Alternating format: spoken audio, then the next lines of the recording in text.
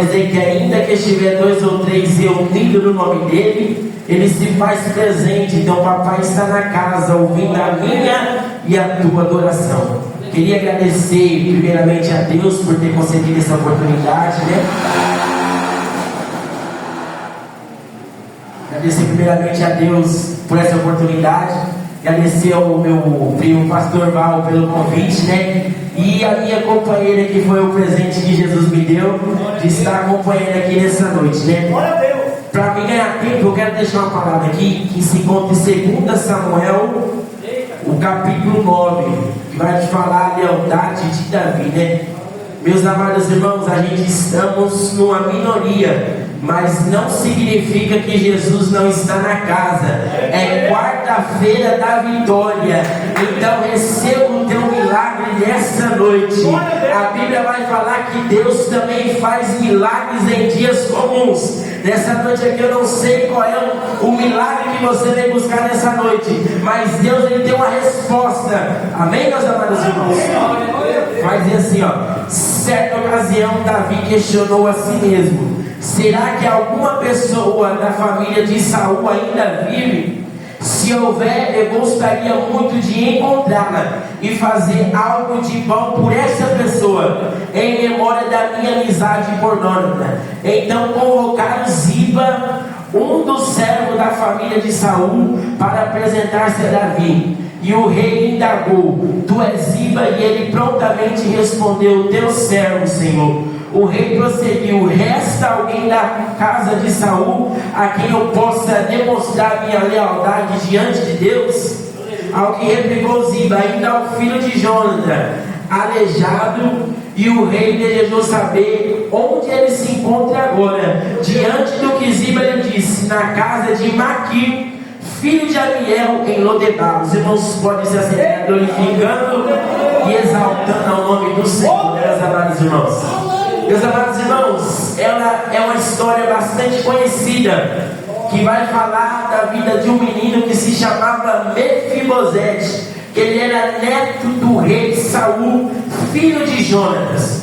A Bíblia vai relatar, meus amados irmãos, no capítulo 20 de 1 Samuel, que Davi, ele faz uma aliança com Jonathan. E qual era a aliança que ele tinha feito com Jonathan? A aliança era de que se Jonatas ajudasse Davi, Davi era para lembrar da aliança e se lembrar da casa de Saul, para o nome de Jonatas não seja esquecido. E a Bíblia vai relatar que quando Davi ele assume o reinado, a Bíblia vai relatar que ele assumindo o reinado, ele vai falar: na onde está a arca da presença, a arca da aliança? Porque Davi estava querendo dizer para a nossa vida era, meus amados irmãos, que não adianta nada ele ter assumido o trono, mas não ter a presença, oh glória. Não adianta nada, pastor Val, a gente ter tudo do bom e do melhor, a gente ter carro bom, casa boa, a gente está num patamar alto, se não tiver a presença desse Deus Todo-Poderoso.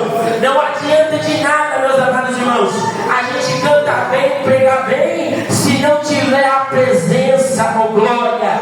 E essa presença está aqui nessa noite, ouvindo o meu e o teu clamor. Eu não sei do jeito que você entrou aqui nessa noite, mas o papai está dizendo que com gemido inexprimível ele olha a minha e a tua oração de Baracelo e Candarai. E papai nessa noite está dizendo que a presença dele é notória na casa. Se tem presença, pastor Val, tem milagre, tem resposta, tem providência da parte de Deus nessa noite. Oh glória. E a Bíblia vai relatar que Davi vai buscar a arca da presença na casa de Abinadab. E a Bíblia vai dizer que quando Davi pega a arca da presença e vai de encontro até Jerusalém, a Bíblia vai relatar que de repente, no meio do caminho, tinha subido o morro e a arca da presença pende a cair para um lado. E a Bíblia vai relatar que um servo, por nome de Uzá, vai tentar pegar a presença e da mesma da hora é fulminado e morto no mesmo momento. E Davi fica se perguntando: mas por quê? a Bíblia vai dizer que ele não era levita, e para carregar a arca de Deus tinha que ser sacerdote e levita. O que eu quero dizer é que muitas das vezes tem pessoas que querem carregar a presença, mas quer carregar a presença de qualquer maneira, e não é dessa forma.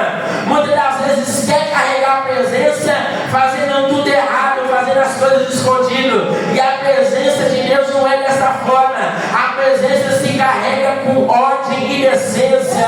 Eu vou te dizer essa noite: se você veio buscar a presença do Senhor, se humilhe, porque Ele vai te encher essa noite. Se humilhe, busque, se derrame na presença de Deus, porque Ele vai derramar a presença dEle sobre a sua vida.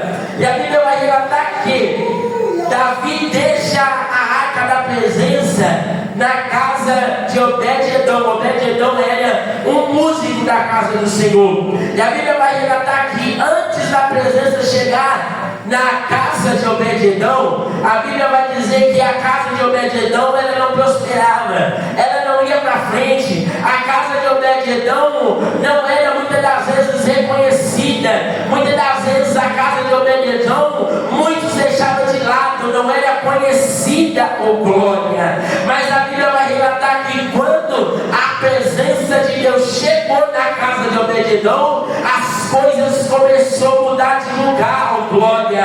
O que eu vou entender nessa noite: quando a presença chega na minha e na tua vida, algo de Deus acontece. O negócio ele começa a ficar diferente, oh glória. Eu não sei como é que está a sua vida lá dentro da sua casa. Talvez você deve estar vivendo dias de angústia, dias de sofrimento, dias de guerras. Mas deixa eu liberar uma palavra de Deus nessa noite. A presença de Deus está vindo aí, oh glória. E nessa noite Deus manda eu te dizer: vai ter mudança de história. Papai nessa noite está te dizendo: não vai ficar dessa maneira. Essa história vai ser mudada. Ah, mas irmão Juninho, você não conhece a minha história. É verdade, eu não conheço a tua história, mas o Deus Todo-Poderoso Ele conhece. Lá e a sua eminência, papai, Ele conhece a tua história, Ele conhece o teu andar, Ele conhece o teu levantar, e Ele está dizendo: acalma o teu coração. Já foi lido nessa noite Salmo 46, que Ele é o socorro presente na hora da angústia, e Ele manda nós se aquietar o nosso coração, oh glória.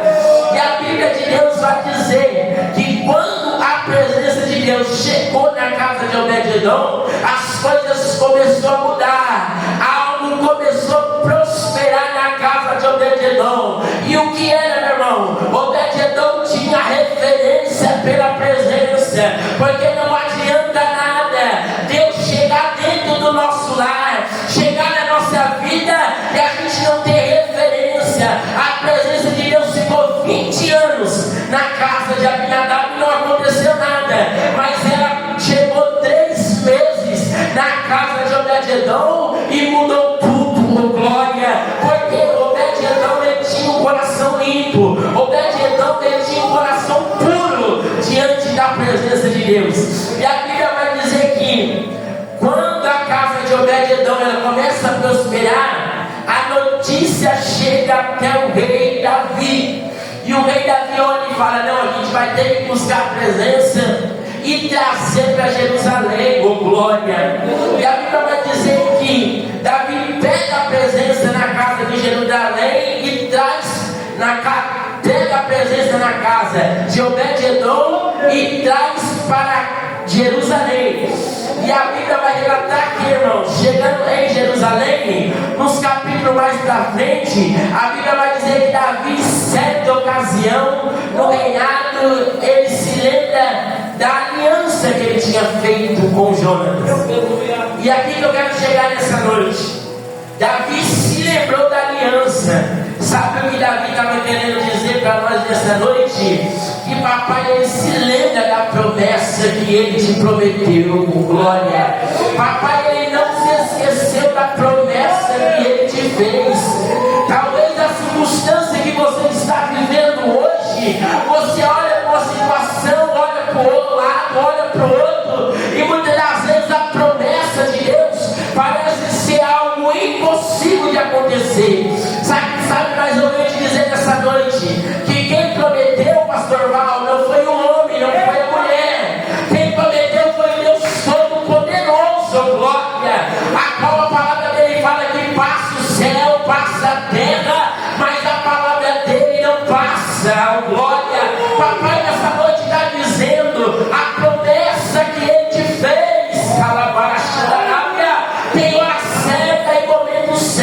dizendo: não se desespera, oh glória.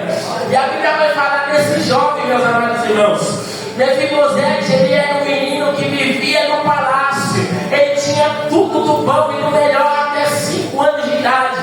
E a Bíblia vai relatar aqui: quando chega a 5 anos de idade, tem uma guerra em Jerusalém e morre seu pai Jonatas e o seu avô Saul. E a Bíblia vai dizer que a sua babá, a Bíblia não mostra o nome dela, que a sua babá pega ele e tenta fugir com Mefibosete. E no meio dessa fuga que estava tendo da babá de Mefibosete com Mefibosete, no meio do caminho, Mefibosete cai e ele é acidentado e fica aleijado de ambos os pés. Aquele menino, meus amados irmãos, que tinha tudo do bom e do melhor. Ele tinha ouro, tinha prata, ele tinha pão na hora certa. Agora ele é um menino que vai parar na terra de Lodebar, oh glória. Vai parar na terra de esquecimento. Muitas das vezes, meus amados irmãos, vem a circunstância da vida que chega no deserto, mas em meio ao deserto tem uma promessa, em meio àquela dificuldade tinha uma aliança. Sabe o que eu venho te dizer essa noite? Que em meio ao seu problema, em meio à sua dificuldade, ainda tem a promessa que o papai te prometeu. Olha, e a promessa de Deus, ela não falha, ela não tarda. E a Bíblia vai relatar-nos que Mefibosete, ele vai parar numa terra de esquecimento, que era o Lodebar. Era, na verdade, trazendo para os dias de hoje, era um deserto, meus amados irmãos. E a Bíblia vai dizer que aquele menino, ele começa a padecer, ele começa a enfrentar as dificuldades da vida. E lá na terra de Lodebar, a Bíblia vai dizer que era uma terra de esquecimento, era uma terra que ninguém dava valor, ninguém dava nada, era uma terra que todo mundo se esquecia. E lá foi parar Mefibosete. E a Bíblia vai relatar que Mefibosete, ele chegou numa condição de vida que ele não tinha mais padrão nenhum de vida. Ele olhou para a situação dele, ele não tinha mais saída nenhuma, mas ele tinha uma promessa, oh glória. Ele estava debaixo de uma promessa, só que ele não sabia que ele estava debaixo da promessa. E muitas das vezes, meus amados irmãos, em meio a um deserto, em meio às dificuldades, a promessa ainda está de perto da nossa vida. E muitas das vezes, pastor Paulo, quando o papai ele nos faz uma promessa para a nossa vida, ele não vai revelar o processo que a gente vai ter que passar. E muitas das vezes, em meio ao processo, meus amados irmãos, a gente olha para um lado, olha para o outro, não vê saída. Muitas das vezes a vontade de fazer igual o profeta Jeremias fala: Senhor, para mim não dá mais, eu vou desistir, eu vou parar. Muitas das vezes vem angústia no nosso coração, oh meu Deus, eu estou sentindo a graça de Deus aqui. Essa noite talvez você esteja vivendo aqui, meus amados irmãos, o seu coração esteja entristecido, lamento que lhe dê como derrência. Muitas das vezes você está enfrentando as lutas diárias, que muitas das vezes você procura socorro no homem e não encontra. Muitas das vezes procura socorro na mulher e não encontra, porque o nosso socorro está no Senhor Jesus. O salmista veio falando que eleva meus olhos para o monte, de onde me virá o meu socorro? O meu socorro vem do Senhor que fez os céus e fez a terra. O nosso socorro, muitas das vezes, ele te deposita no homem e o homem falha, mas quando a gente depositamos a nossa confiança no Deus que tudo pode, que tudo faz, algo de Deus acontece. E a Bíblia vai relatar aqui, Davi, ele se lembra dessa promessa, dessa aliança que ele tinha feito com Jonatas. Só que ele manda chamar Ziba. Ziba era um dos servos de Saul naquela época. E a Bíblia vai relatar que quando ele chamou Ziba, ele pergunta para Ziba: Ziba, será que ainda existe alguém da casa de Saul para que eu possa usar de benevolência, usar de bondade para com a minha amizade de Jonatas? E Ziba vai falar: olha meu servo, olha meu rei, Tem um, ele se chama Mefibosete. Ele está lá em Lodebar e ainda ele é aleijado de ambos aos pés. Eita glória! Meu irmão, o rei não está preocupado com o seu problema.